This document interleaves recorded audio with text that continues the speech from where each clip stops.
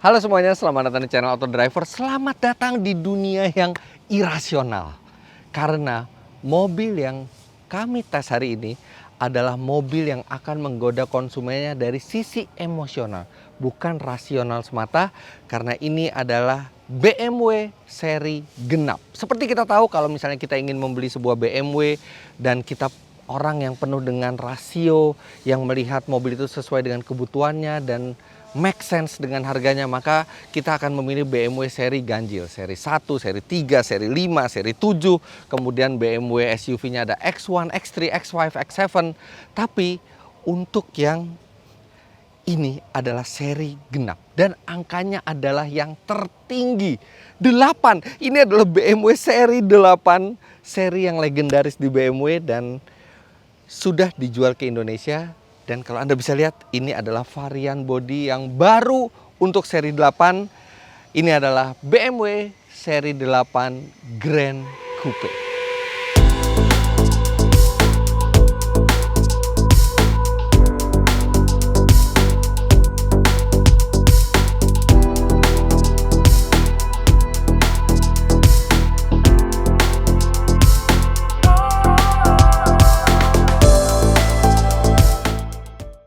BMW seri 8 itu adalah versi coupe dari BMW seri 7.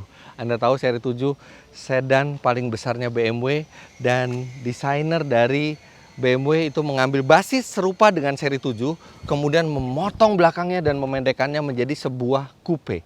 Dan itu adalah BMW seri 8 coupe yang kita kenal, karena di mungkin sekitar 30 tahun lalu itu BMW seri 8 juga berbentuk coupe.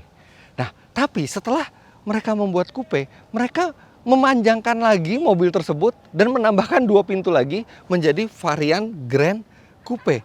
Hasilnya tidak sama lagi seperti BMW seri 7 yang basisnya serupa mobil ini, tapi hasilnya lebih memukau. Anda bisa lihat tarikan garisnya. Ini benar-benar melandai, dan mobil ini ketika di jalan itu pipih sekali kelihatannya, tapi panjang, ini panjangnya lebih dari 5 meter, kemudian lebar mobil ini dengan spionnya itu 2,137 meter. Ini adalah salah satu BMW terlebar dan terpipih yang pernah dibuat, membuat tampilan mobil ini benar-benar seperti mobil sport, tapi dengan adanya 4 pintu mampu mengakomodir orang dan barang lebih banyak ketimbang seri 8 coupe. Nah, tapi bukan berarti mobil ini menjadi lebih praktis dan lebih rasional semata gitu dengan penambahan 2 pintu. Yang jelas mobil ini mengikuti tren di dunia sekarang, yang mana banyak eksekutif yang sudah sukses ingin melakukan perjalanan jauh tapi juga membawa keluarga di belakang. Makanya selain BMW seri 8 Grand Coupe ini, rival-rivalnya di pasaran ada banyak seperti Porsche Panamera, Mercedes-Benz CLS Class, Mercedes AMG GT, walaupun mesinnya pasti lebih bertenaga dengan ini, tapi konsepnya serupa. Kemudian Maserati Quattroporte, itu semua mengambil napas desain Grand itu dari kata Gran Turismo, Grand Touring, perjalanan yang jauh, perjalanan yang epic. Karena mobil ini memang diciptakan bukan hanya untuk keren dilihat, tapi juga bisa membawa Anda ke perjalanan jauh dan Anda bisa nikmati setiap kilometer dari perjalanan tersebut. Sekarang kita lihat apa saja detail dari seri 8 Grand Coupe yang masuk ke Indonesia.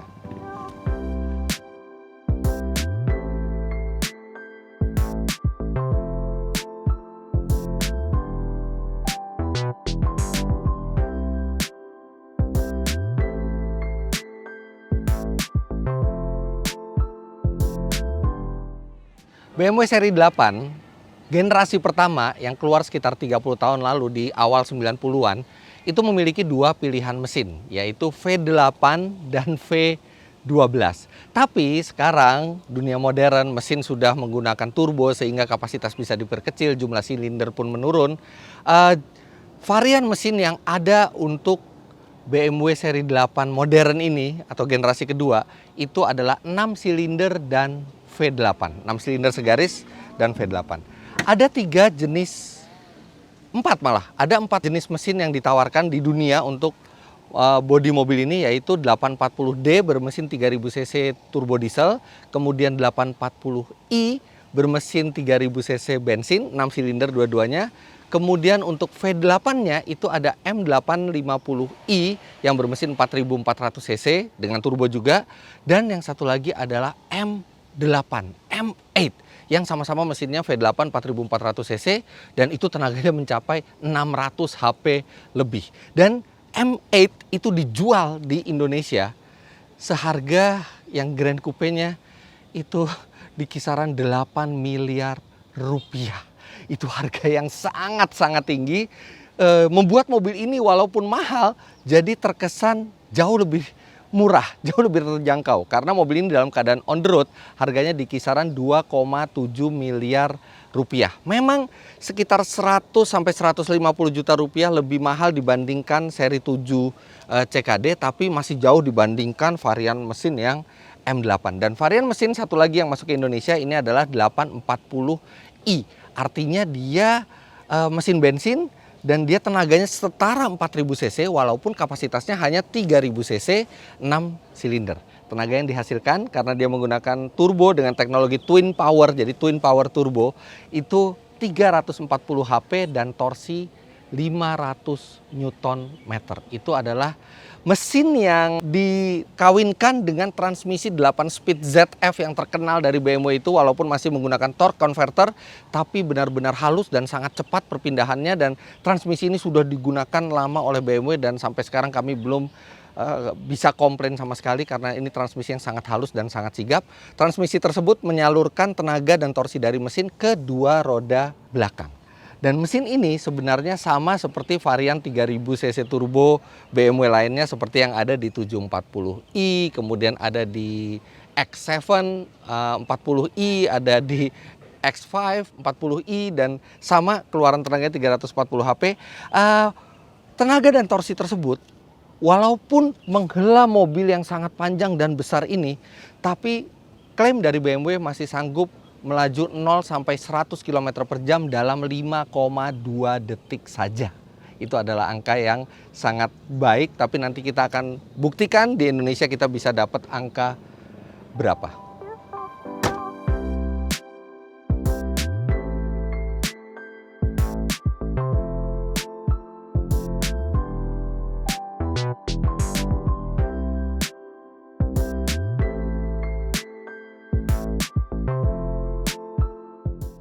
Karena tidak perlu terlalu banyak memikirkan faktor rasional seperti kepraktisan, headroom, legroom, hal-hal yang rasional seperti itu, maka BMW yang seri genap itu memiliki keunggulan dalam hal desain. Dan itu adalah jualan utama dari BMW seri genap termasuk juga seri 8 ini. Anda bisa lihat dari mulai bagian depannya ini sudah agresif, apalagi trim yang dipakai di seri 8 ini adalah M-Technic. Bukan M-Sport seperti biasanya, M-Technic. Sebuah trim yang sudah puluhan tahun, sekitar 20 tahun itu tidak ada, dihadirkan kembali. Jadi bedanya M-Technic dengan M-Sport adalah M-Technic itu memadukan M-Sport tapi dipadukan lagi dengan opulence, alias trim yang elegan. Jadi dia sporty tapi dia juga elegan. Ini ada chrome di grillnya dan grillnya ini bisa membuka tutup sesuai dengan kebutuhan. Kalau misalnya mesin membutuhkan pendinginan dia terbuka, kalau tidak dia akan tertutup untuk memperbaiki aerodinamika. Bumpernya agresif walaupun ya ini memang karena tidak digunakan untuk mendinginkan sesuatu di 840i ini. Dia bolong yang kiri, kalau yang kanan ini yang kiri ini dia tertutup. Tapi kalau di M8 dia dua-duanya terbuka kanan dan kiri karena memang banyak yang harus didinginkan. Lampu menggunakan teknologi tercanggih yang dimiliki BMW sekarang yaitu laser light yang bisa menerangi jauh ke depan sampai 600 meter. Ini teknologi yang setara dengan yang dimiliki oleh Rolls-Royce. Karena Rolls-Royce adalah salah satu perusahaan di bawah BMW Group, sehingga ada beberapa teknologi yang serupa. Kemudian dari samping ini yang paling dramatis. Anda bisa lihat tadi di awal video juga bahwa lekuk mobil ini sangat keren, pipih, lebar, atapnya melandai. Dan itu membuat mobil ini seakan ingin berlari walaupun masih dalam keadaan diam. Apalagi keadaan diam seperti ini, peleknya juga ini modelnya keren sekali. Dia ada 10 spoke, ada 10 palang, dan ukurannya besar, serta profil bannya sangat tipis. Ini ban dengan lebar 245 mm, aspek rasionya hanya 35, dan ini peleknya 20 inci. Di belakang juga 20 inci, bahkan di belakang lebarnya 275 mm dengan aspek rasio hanya 30. Membuat keren sekali kelihatannya, peleknya besar, bannya tipis. Kemudian di sini juga ada lubang, ini menambah kesan dinamis. Dan satu yang hilang di mobil ini adalah antena. Tidak ada lagi antena di sini, biasanya ada antena shark fin. Karena apa? Sekarang antena terintegrasi dengan kaca belakang dan bagasinya. Jadi bikin penampilannya semakin smooth, semakin mengalir desain dari mobil ini. Wow, sekarang kita lihat belakangnya. Lihat dong bagian belakangnya, ini keren banget. Walaupun ini bolongannya palsu ya, jadi tidak bolong beneran, tapi tetap aja lebih keren dilihat dibandingkan kalau misalnya bumpernya itu polos. Kemudian lampu sudah full LED di belakangnya, serta yang khas adalah ini. Spoiler belakang yang menyatu dengan bagasi yang juga menjadi salah satu ciri khas desain dari BMW seri 8 di generasi pertamanya. Pembukanya tentu saja sudah elektrik. Ini besarnya 440 liter kapasitas bagasi dari mobil ini. Kalau dibandingkan dengan rivalnya seperti Porsche Panamera, Audi A7 atau Mercedes-Benz CLS Class, memang dia yang paling kecil. Tapi minimal kita masih cukup besar untuk membawa barang, tapi bukan yang terbesar di kelasnya. Di bawah sini, nah ini ada perlengkapan untuk towing dan ada kotak P3K. Ban menggunakan run flat tire sehingga tidak ada ban serep lagi, dan memang dek bawah ini tidak bisa dibuka, jadi tidak ada tambahan space lagi untuk menyimpan, hanya 440 liter ini. Dan sayangnya kalau Anda bisa lihat, ini bagian bawah ini tidak ikut naik ketika bagasi itu terbuka, hanya bagian atasnya saja. Mungkin secara desain ini jadi lebih keren, jadi lebih cool gitu ya. Tapi kesulitannya adalah ketika Anda mau mengeluarkan barang dari sini, Anda harus mengangkatnya agak tinggi karena memang bibir bagasinya tinggi sekali. Tapi ya, ini adalah seri genap. Ini bukan mobil yang rasional. Ini adalah mobil yang lebih mengedepankan desain ketimbang kepraktisan dan kemudahan. Tapi untungnya kalau Anda bawa barang yang banyak, Anda masih bisa melipat jok belakang. Kalau tangan Anda panjang, Anda bisa mendorongnya dari sini. Kalau tidak, Anda harus berputar untuk membuka kursinya atau melipat kursinya. Nah, ini kita bisa lihat, walaupun tidak rata 100%, tapi minimal Anda bisa bawa barang yang lebih panjang sampai ke bangku belakangnya.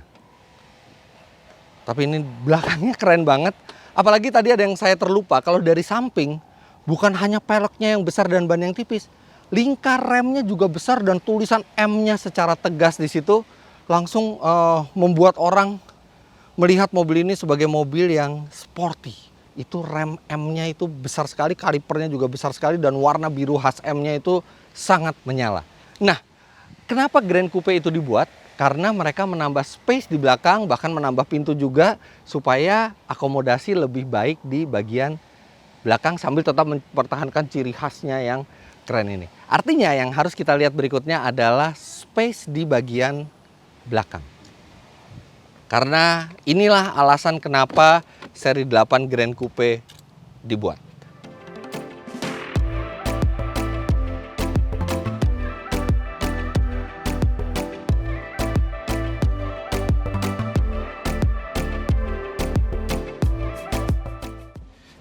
Nah, wow. Pertama saya akan tutup pintunya dulu, dan kalau Anda terlalu malas untuk nutup rapat, nggak usah rapat-rapat, dia ada vacuum door-nya. Dia akan menarik secara otomatis untuk keempat pintu. Wah, ini jelas lebih lega jauh dibandingkan yang coupe. Ini lihat, saya tingginya 177 cm, ini adalah posisi berkendara saya, dan ini masih lega sekali kakinya, serta headroom oke lah, tidak terlalu banyak, tapi dengan saya duduk tegak segini saja ini tidak mentok, dan masih ada space sekitar 3 cm lagi. Kemudian ini terasa individual ya, walaupun ini sebenarnya bukan individual sih, tapi terasa individual karena konsol tengah ini sampai ke belakang, dan di sini ada AC dual zone, yang ini AC-nya sangat halus. Ini bahkan saya set di angin yang paling keras, hampir tidak kedengeran suara blowernya. Ini sangat menyenangkan karena banyak sekali mobil premium itu ketika blowernya kita keraskan itu suaranya sangat keras terdengar. Ini hampir tidak ada suara sama sekali. Kemudian ada 2 buah USB-C slot di sini. Yes, kebanyakan slot USB di mobil ini memang USB-C, tapi masih ada 1 slot USB yang normal di depan. Setidaknya masih bisa mengakomodir gadget kita yang kuno, tapi sudah siap untuk gadget kita di masa depan dengan USB-C slot seperti ini. Kemudian di sini ini Anda bisa jatuhkan seperti ini, jadi Anda bisa membawa, kalau membawa 1 barang panjang aja, jadi hanya bisa hanya melipat ini saja. Kemudian Anda juga bisa punya akses kalau mau mengambil barang di bagasi, dan di bawahnya ini ada keren juga ini armrestnya. Dan armrestnya ukurannya proper, tingginya proper, setara tingginya kanan dan kiri, sehingga tangan Anda akan merasa sangat nyaman. Dan di depannya ini ada 2 buah cup holder, dan ini ada brush aluminium yang doff dan kelihatan keren. Nah, yang unik di mobil ini adalah safety beltnya. Oke, safety belt depan belakang memang menggunakan motif M seperti ini. Yang unik adalah ternyata tersedia seat belt untuk penumpang di tengah. Artinya mobil ini dirancang untuk 5 orang. Hah? Gimana? Ini satu nggak ada headrest di sini. Kemudian kalau kita duduk di sini, kepalanya mentok. Oke, kaki lumayan lega tapi kepalanya mentok. Ini jelas kalau yang di tengah ini mungkin kalau misalnya untuk Anda yang seukuran maksimal Arif Muhammad mungkin bisa ya. Tapi kalau lebih dari itu mungkin nggak akan nyaman duduk di sini. Lebih enak di kanan dan kiri, apalagi ini ada seperti headrest dengan bolongan. Keren banget bentuknya. Dan yang masuk ke Indonesia ini sudah double sunroof. Jadi ada sunroof di belakang, ada sunroof di depan yang akan membawa suasana kabin itu menjadi lebih lega dan terang dan terasa lebih mahal. Tapi jelas kalau Anda membeli sebuah BMW seri genap, Anda harus duduk di depan. Kalau Anda beli seri 7, Anda duduk di belakang dengan jasa pengemudi. Tapi ini seri 8, walaupun Anda mampu untuk menggaji driver, tapi disinilah paling layak untuk dihuni ketika Anda membeli sebuah BMW seri 8. Sekarang kita ke depan. Tunggu. Ada yang kelupaan. Aduh, kejeruk dikit ya. Ini memang mesti hati-hati juga. Di belakang, walaupun memang tempat paling layak itu ada di depan, tapi di belakang ini juga tempat yang menyenangkan karena selain posisi duduknya itu sangat ergonomis dan nyaman, dia juga dilengkapi dengan ini buat menutup tirai di sini kalau tidak ingin panas. Kemudian juga dilengkapi dengan tirai yang diaktifkan secara elektronik lewat tombol, tapi memang tidak menyeluruh sampai belakang karena mungkin ini kacanya terlalu lebar sampai belakang, terlalu panjang sampai belakang, jadi masih ada celah yang kosong. Ini kalau ada matahari dari sini ya masih ada sedikit lah, tapi ini enak mengoperasikannya, benar-benar tinggal lewat tombol saja, dan juga ada tirai di belakang. Oke, udah nggak sabar rasanya. Sekarang kita harus ke depan. Ada vakum juga. Kemudian kita nyalakan dulu mesinnya. Di sini start engine stopnya, dan ini dari kaca karena dia menggunakan panel dari Swarovski yang sebenarnya ini merupakan optional tapi dipasangkan untuk spek Indonesia. Mesin 6 silindernya, derumannya halus. Sekarang sebelum saya berkomentar tentang interiornya, saya mau dengar dulu suara dari mesin ini. Karena mesin ini juga dipasang di seri 7, dipasang di X5, dipasang di X7, X6 juga. Tapi suaranya itu tidak kurang ini suaranya, kurang bergemuruh. Kita coba di sini. Oke, jelas ada deruman 6 silinder tapi memang tidak bergemuruh. Tapi tunggu dulu. Di sini knalpotnya adalah knalpot yang sport. Jadi ketika Anda masukkan ke mode sport atau sport plus, maka suaranya menjadi berbeda. Seperti ini suaranya.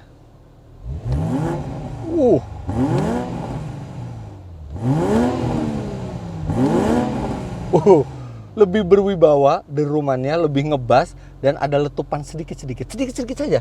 Tidak sampai seperti mobil yang sport asli, sport murni, tapi ini lebih ke menginformasikan ke Anda bahwa ini mobil kenceng loh, ini mobil yang mengasihkan. Cukup secukupnya saja. Ada deruman tapi tidak sampai terlalu berisik. Kemudian sekarang kabinnya, ini modelnya mirip dengan yang dimiliki oleh seri 8 Coupe. Well, karena mereka memang satu saudara, ini ada konsol besar sekali di tengah yang agak sedikit miring ke pengemudi, jadi benar-benar driver oriented. Kemudian materialnya ini sudah dipakai option yang serat karbon di panelnya. Ada ambient slide ini ada warna-warna yang bisa Anda pilih. Memang tidak sebanyak yang dimiliki oleh Mercedes-Benz. Tapi nyala lampunya, pendaran lampunya dari celah-celah konsol ini juga terlihat indah di malam hari. Kemudian tombol-tombol semua ini sangat solid untuk dioperasikan, termasuk juga tuas iDrive-nya. iDrive-nya sudah menggunakan yang 7.0 yang paling baru. Kemudian setirnya ini M dan digenggam, ini besar genggamannya, jadi digenggamnya itu mantap sekali, serta pengaturannya sudah tilt dan teleskopik menggunakan elektrik. Posisi berkendara tidak perlu ditanya lagi karena ini sangat ergonomis. Kursi ini bisa diatur dengan banyak sekali cara. Ini lengkap sekali pengaturan kursinya, naik turun, naik depan saja, turun belakang saja. Kemudian bagian bawah ini juga bisa diperpanjang. Headrest juga sudah elektrik. Ini benar-benar pengaturan kursi yang paling lengkap yang ada di BMW. Kemudian dia dilengkapi dengan 2 buah memori.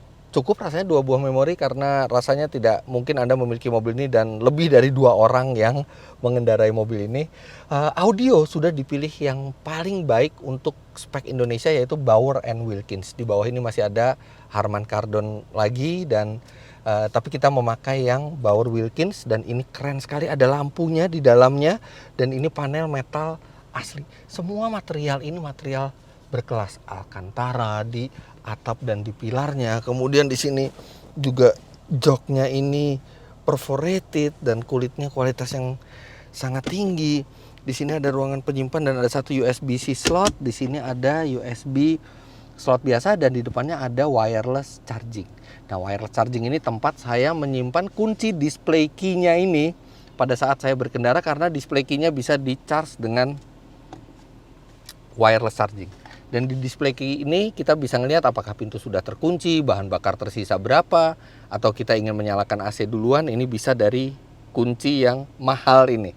Kuncinya aja bisa di atas 10 juta rupiah, tapi rasanya pas dengan karakter dari mobil ini. Lainnya mirip dengan BMW yang lain. Bahkan sebenarnya saya agak bosen ngelihat instrumen digital BMW ini sama dari mulai seri 3 sampai seri 8, bahkan seri 2 juga sama.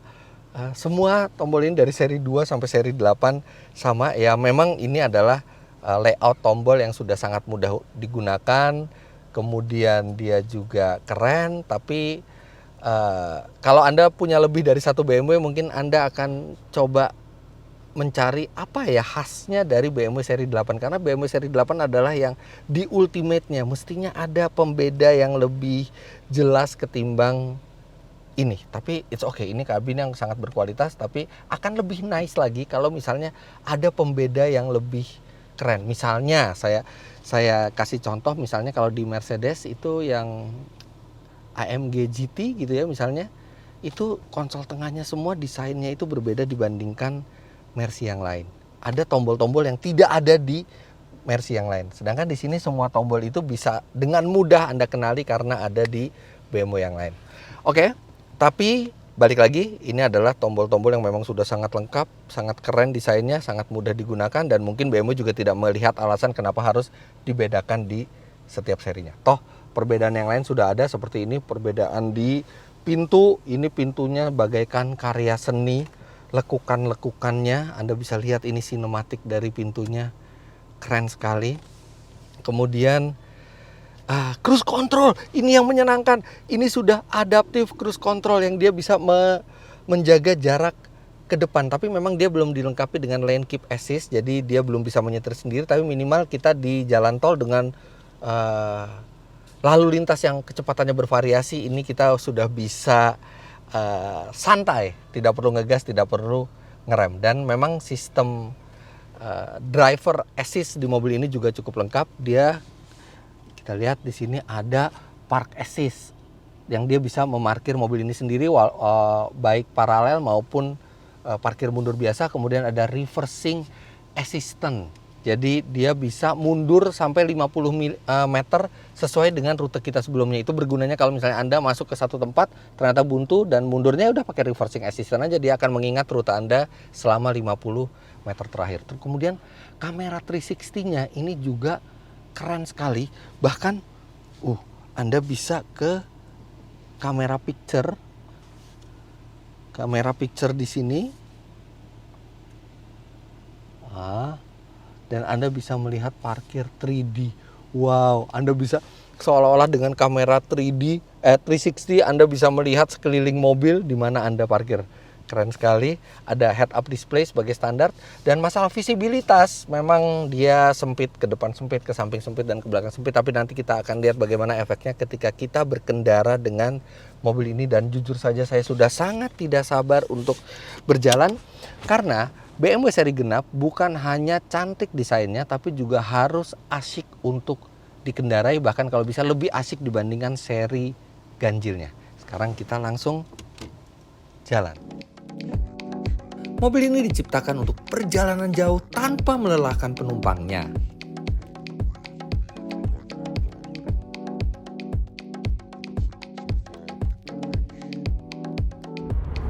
Dan itu berhasil dilakukan sangat baik oleh BMW. Posisi berkendaranya luar biasa, kemudian suspensinya nyaman, tidak terlalu empuk yang sampai mengayun, tapi masih tetap sangat nyaman. Kemudian kabinnya juga indah, apalagi di malam hari dengan pendaran cahaya dari audionya, kemudian ambience light-nya sangat keren dan bikin betah di dalam mobil. Kemudian audionya itu powerful dan merdu, serta mesin ini sangat effortless di kecepatan berapapun. Menjadi sebuah Grand Tourer mewah haruslah didukung mesin yang kuat. Lantas bagaimana performa seri 8 dengan mesin paling rendah kastanya ini? Begini akselerasinya. 0 sampai 100 km per jam ditempuh mobil ini dalam 5,4 detik di Indonesia, dan di berbagai kecepatan mobil ini responsif mesinnya, siap melajukan Anda secara cepat. Misalnya kita lagi santai, tiba-tiba kita ingin kencang, kita tinggal injak gas. Wow. Ini boleh saja mesin yang kastanya terendah, tapi dia masih sangat cepat melajukan mobil. Kemudian deruman dari knalpotnya juga masuk ke dalam mobil, yang itu akan meningkatkan adrenalin kita. Ini mesin effortless di putaran bawah, dan di putaran atasnya sangat ganas. Dan perpindahan giginya juga sangat cepat, sangat sigap. Bahkan kami merasa mungkin mesin yang sebenarnya kasta terbawah dari BMW seri 8 ini, mungkin ini yang paling cocok untuk Indonesia. Karena kalau misalnya kita pakai mesin yang 4400 cc turbo seperti di M850i atau M8, itu pasti akan datang dengan bantingan yang lebih keras lagi dan karakter mesin yang lebih agresif. Untuk perjalanan jauh di aspal Indonesia, rasanya ini mesin yang paling nikmat. Mesin mungil untuk ukuran bodinya ini juga memberikan kehematan yang cukup baik.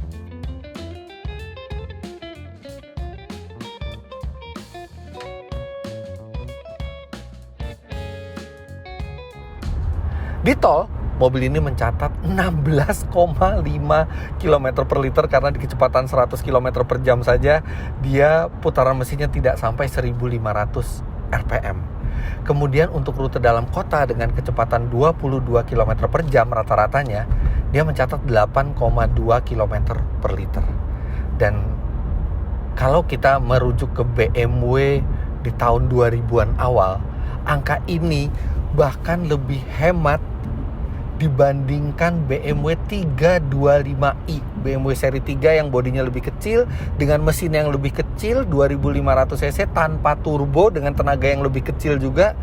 Konsumsi bahan bakarnya masih lebih boros dibandingkan mobil ini yang ukurannya besar, tenaganya 340 HP, 3000 cc dengan turbo, torsi 500 Nm, 0-100 di bawah 6 detik. Jadi masih bisa dibilang itu adalah konsumsi bahan bakar yang masuk akal.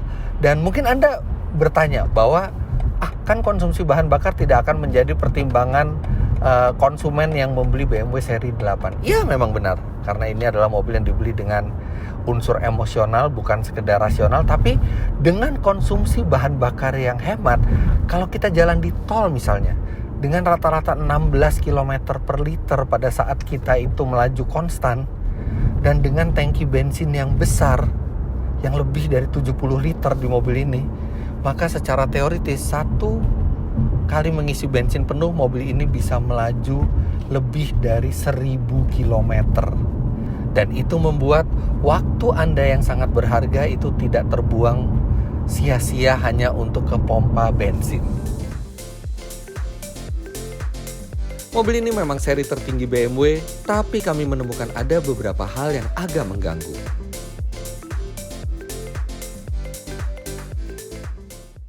Yang pertama adalah instrumennya. Oke, memang ini adalah instrumen yang keren. Dia juga resolusinya tinggi, full digital, informasinya sangat banyak yang ditampilkan di sini, mudah dibaca dan informatif, responsif juga. Tapi yang kami kurang suka adalah instrumen ini tidak fleksibel. Tidak fleksibel dalam artian Anda tidak bisa mengubah coraknya, Anda tidak bisa mengubah desainnya seperti yang Anda bisa lakukan di Mercedes-Benz. Jadi desainnya ya sudah yang seperti ini saja. Mau di mode Sport, Sport Plus, Eco, atau di Comfort, itu tidak berubah modelnya. Padahal mungkin akan sangat menyenangkan kalau ada sejumlah dial-dial yang mengingatkan kita ke BMW di masa lalu, atau model dial yang sporty. Rasanya enak kalau kita diberi pilihan seperti itu, tapi sayangnya tidak. Jadi hanya warnanya saja yang berubah setiap kali berubah mode pengendaraan. Lantas hal berikutnya adalah profil bannya yang sangat tipis, 35 di depan, 30 di belakang, dan artinya kita mesti hati-hati. Walaupun keren, kita mesti waspada dengan lubang-lubang yang banyak di jalanan di Indonesia, bahkan di jalan tol sekalipun. Atau Anda bisa membuat peang peleknya yang keren ini, karena walaupun pelek ini sangat kuat, tapi tetap ada batas kekuatannya. Lantas tentu saja karena ini bentuknya coupe yang melandai di belakang, jadi visibilitas belakang itu sangat sempit. Serta satu lagi, pedal yang digunakan mobil ini masih menggunakan karet, belum full aluminium, yang mana kalau misalnya itu full aluminium akan menambah keren tampilan interior dari mobil ini. Di lain sisi, mobil ini juga punya banyak hal menyenangkan.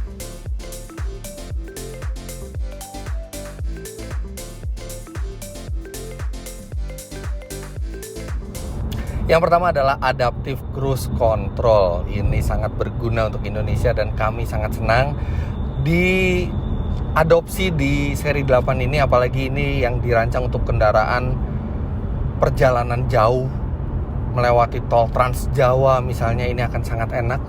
Adaptive Cruise Control juga sangat halus, dan Adaptive Cruise Control ini bisa bekerja sampai mobil berhenti di kemacetan. Jadi saya sudah coba sendiri di kemacetan itu, dia bisa sampai berhenti, bahkan berhenti sampai 30 detik, 40 detik. Ketika mobil depan jalan, dia langsung berjalan otomatis. Anda benar-benar tidak perlu menginjak gas dan rem. Dan pada saat kemacetan, dia juga menjaga jarak ke depan itu bisa cukup dekat, sehingga kita tidak dipotong oleh mobil-mobil lain di jalan.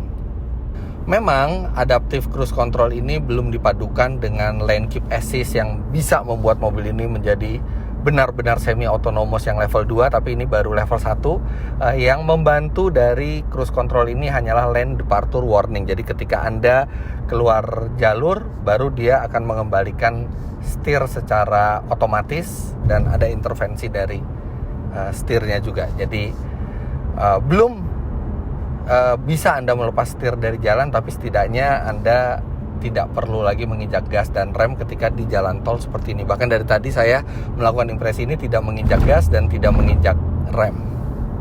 Berikutnya adalah Apple CarPlay yang sudah wireless di mobil ini. Jadi itu adalah konektivitas yang terbaru. Sekali Anda sudah menghubungkan dengan Bluetooth, begitu Anda masuk ke dalam mobil, langsung gadget Apple Anda dan Android Auto juga sudah bisa, itu langsung terhubung ke dalam sistem entertainment-nya. Kemudian mode berkendara di mobil ini ada Sport, ada Sport Plus, ada Comfort, ada Eco, ada Eco individual, dan ada satu lagi yaitu adaptif. Dan di adaptif ini dia akan membaca bagaimana cara berkendara Anda, bagaimana kontur jalan di depan, dan menyesuaikan semuanya sesuai kebutuhan sehingga mobil makin terasa effortless. Bahkan dia juga dihubungkan dengan GPS transmisinya sehingga bisa tahu kalau di depan itu tanjakan atau jalan pegunungan. Dia bisa menyiapkan posisi gigi yang tepat supaya kita tetap merasa mobil itu berjalan sangat smooth dan tidak membutuhkan effort karena dia sudah bisa mempersiapkan sebelumnya. Lantas pengendalian dari mobil ini sangat presisi. Lebih presisi dari yang kita butuhkan. Seperti ini. Nah, ini kita coba di mode Sport Plus. Dia lebih keras suspensinya di Sport Plus, tapi nggak keras-keras amat. Tapi pengendaliannya ini mobil berpindah arah seperti lalat. Padahal ini mobil yang sangat besar dan berat juga. Banyak mobil sport lain atau Grand Tourer lain yang tidak seperti ini grip dan kepresisiannya. Luar biasa. Bahkan ini lebih baik dari sebagian besar BMW lainnya. Pengendalian dari mobil ini. Iya, seperti itu. Benar-benar setara dengan mobil sport coupe. Padahal ini panjangnya lebih dari 5 meter dan cukup besar juga, tapi lincahnya luar biasa. Serta satu lagi yang keren di mobil ini adalah kamera 360-nya. Jadi kita sudah punya parkir otomatis, bisa membantu mobil ini parkir secara otomatis. Dan setelah terparkir, kita bisa melihat kamera 360 itu dari angle samping dan bisa memutari mobil. Keren sekali, itu bagaikan ada kamera yang mengelilingi mobil. Padahal sebenarnya itu hanya permainan digital, tapi keren sekali dilihatnya seperti itu.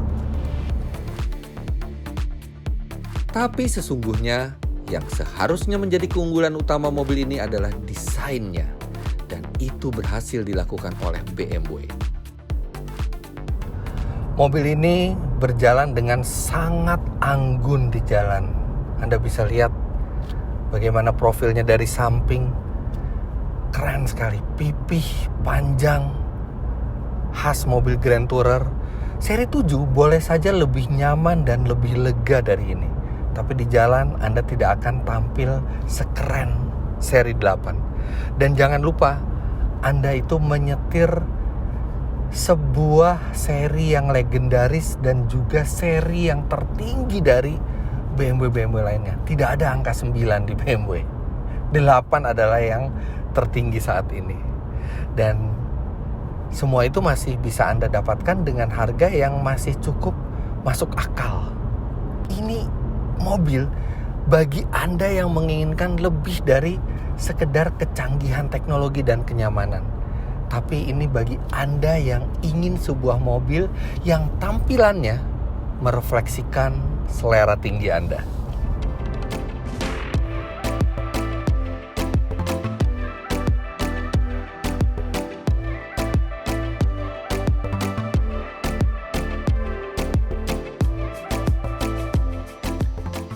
Memiliki sebuah BMW seri 8 adalah salah satu cara memiliki BMW paling keren yang juga flagshipnya, yang ini juga menginformasikan ke sekitar Anda bahwa Anda adalah pecinta otomotif yang lebih kental ketimbang yang memilih BMW seri ganjil. Karena di sini lebih mementingkan desain dan kecantikan ketimbang faktor-faktor lainnya.